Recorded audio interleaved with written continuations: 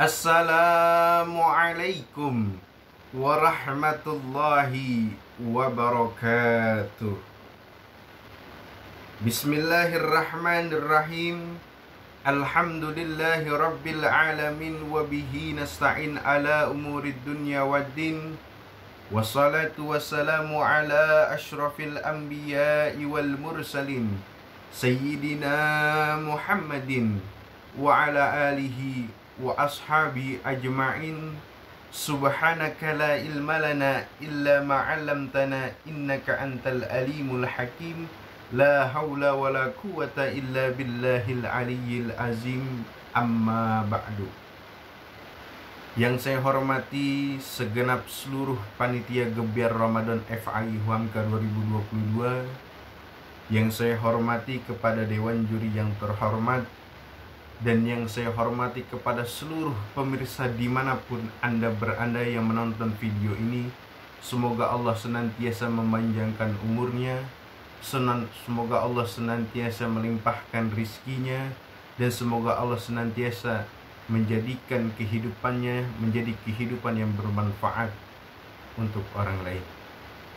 Pertama-tama marilah sama-sama kita panjatkan rasa puji serta syukur kita kehadirat Allah Subhanahu wa ta'ala, yang mana Allah Subhanahu wa ta'ala ini telah memberikan kita berbagai macam nikmat, baik itu yang namanya nikmat iman, nikmat Islam, nikmat sehat walafiat, sehingga kita bisa menjalankan seluruh aktivitas kehidupan di dunia ini berjalan dengan baik.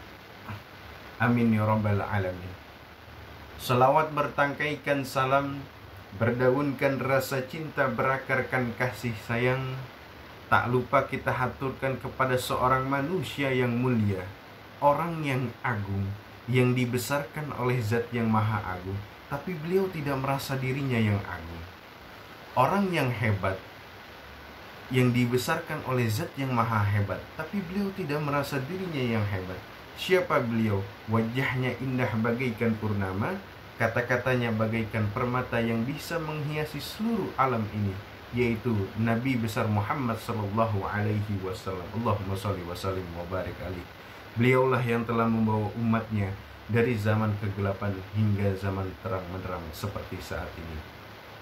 Baiklah, dalam kesempatan pidato yang singkat ini, saya ingin mengangkat tema dengan tema makna kepahlawanan dalam Islam di era milenial. Tentu sosok makna kepahlawanan dalam Islam di era milenial ini itu sebenarnya pada hakikatnya adalah para alim ulama kita. Mengapa saya katakan para alim ulama kita? Karena para ulama kita itu yang selalu mendorong kita atau memberikan motivasi untuk menjalankan amar ma'ruf nahi munkar. Nah, ulama ini itu merupakan figur sentral di tengah-tengah masyarakat. Maka hal ini, peranan ulama itu adalah sebagai pewaris Nabi. Al-ulama'u warasatul anbiya. Ulama ini adalah pewaris Nabi. Ketika zaman dahulu, bagaimana seorang tuanku Imam Monjol, beliau juga seorang ulama. Beliau menegakkan amar ma'ruf nahi munkar untuk melawan penjajah Belanda. Bayangkan, zaman dahulu itu tidak ada senjata yang hebat, cuman ada babu runcing dan pisau atau golok-golok yang sebagainya. Nah, istilah ulama itu berasal dari bahasa Arab yang merupakan bentuk jama dari kata alim. Apa itu alim? Alim itu adalah orang yang menguasai ilmu secara mendalam. Nah, inilah suatu ulama. Bagaimana peranan ulama itu bukan hanya menjawab masalah-masalah spiritual saja di masyarakat, akan tetapi ulama juga menjadi tumpuan harapan masyarakat untuk menjawab semua tantangan zaman yang muncul di era globalisasi sekarang ini. Maka hal ini dilakukan untuk memelihara nilai-nilai Islam menuju kehidupan yang sejahtera, baik di dunia maupun di akhirat. Kita ambil contoh sedikit saja. Insinyur Soekarno, bapaknya proklamasi kemerdekaan Indonesia.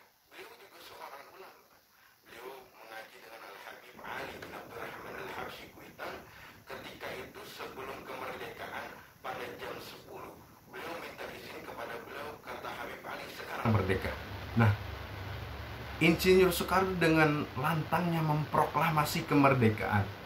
Bagaimana Bapak seorang proklamator yang berani memperjuangkan kemerdekaan itu adalah seorang ulama.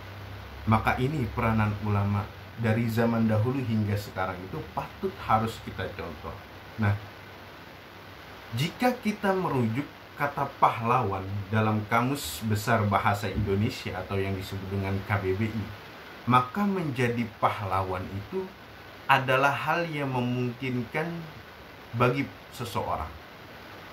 Bahkan siapapun yang berjuang dalam membela kebenaran bisa menempati sebagai seorang pahlawan. Nah, pahlawan itu adalah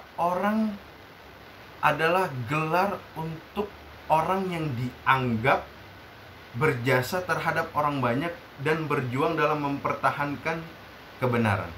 Maka dalam konteks kenegaraan dan kebangsaan, seorang dijuluki pahlawan itu karena jasa-jasanya dalam memperjuangkan negara dan bangsa ini untuk memperoleh kemerdekaannya.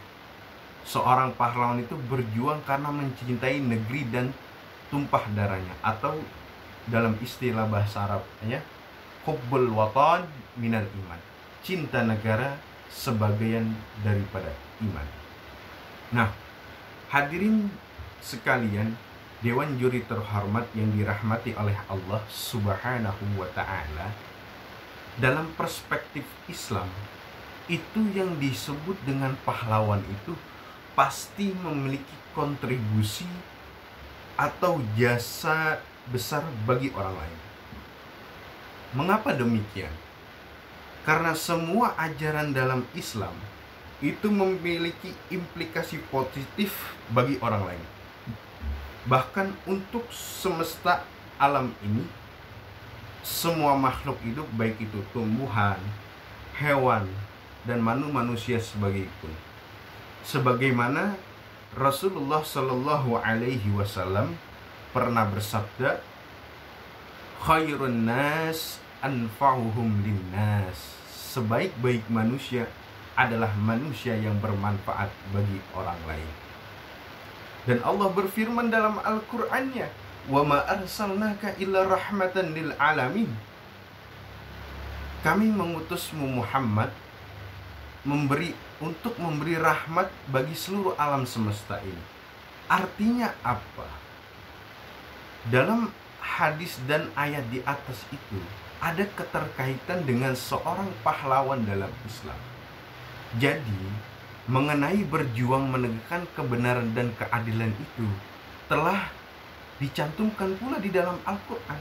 Dalam surat Al-Baqarah ayat 193 yang berbunyi, وَقَاتِلْهُمْ لَا تَكُونُ فِتْنَةُ وَيَكُونُ دِينَ لِلَّهِ فَإِنْتَهَا فَلَا عُدْوَانُ إِلَّا عَلَى الظَّالِمِينَ, yang artinya, dan perangilah mereka itu sampai tidak ada lagi fitnah dan agama hanya bagi alam Allah semata.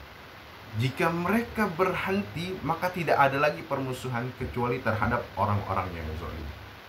Hadirin sekalian, pemirsa dimanapun Anda berada yang dirahmati oleh Allah Subhanahu wa Ta'ala, sesungguhnya para pahlawan yang telah mampu memperjuangkan bangsa ini itu, yang kita ketahui maupun yang tidak kita ketahui itu, pada hakikatnya mereka hidup di hati kita. Maka jadi sebetulnya pahlawan itu tidak pernah mati karena jasa-jasanya selalu dikenang oleh orang banyak. Seperti Tuanku Imam Bonjol, seperti Insinyur Soekarno, seperti Cut Nyak Dien dan lain-lain, itu adalah para orang yang telah memperjuangkan kemerdekaan ini. Nah, kebaikannya pun selalu tertabur dalam jiwa umat sehingga tidak pernah untuk dikenang dan didoakan arwahnya setiap saat. Meskipun ya, secara lahiriah sudah mati, namun secara hakiki beliau itu belum mati, tetap hidup. Dalam surat Al-Baqarah ayat 154 yang berbunyi, yang artinya, dan janganlah kalian sekali-kali mengatakan, bahwa orang yang berjuang terbunuh di jalan Allah itu mati, melainkan mereka hidup tetapi kita tidak merasakan. Nah, artinya apa? Pahlawan dalam Islam itu adalah orang yang berani memperjuangkan Islam sampai ia menang atau mati. Orang-orang yang berjuang itu pun tidak memperdulikan apakah ia bakal dapat penghargaan atau tidak dari institusi manapun. Maka inilah yang dia cari adalah keridhaan Allah Subhanahu wa ta'ala. Inilah jasa-jasa para ulama kita. Nah, para ulama sekarang itu harus mencontohkan ulama-ulama terdahulu. Seperti Jenderal Sudirman, beliau luar biasa perjuangannya. Itu juga ulama. Makanya para ulama sekarang harus mencontohkan ulama-ulama dahulu untuk menerapkan di kehidupan sekarang. Mudah-mudahan dengan pidato yang singkat ini semoga bermanfaat.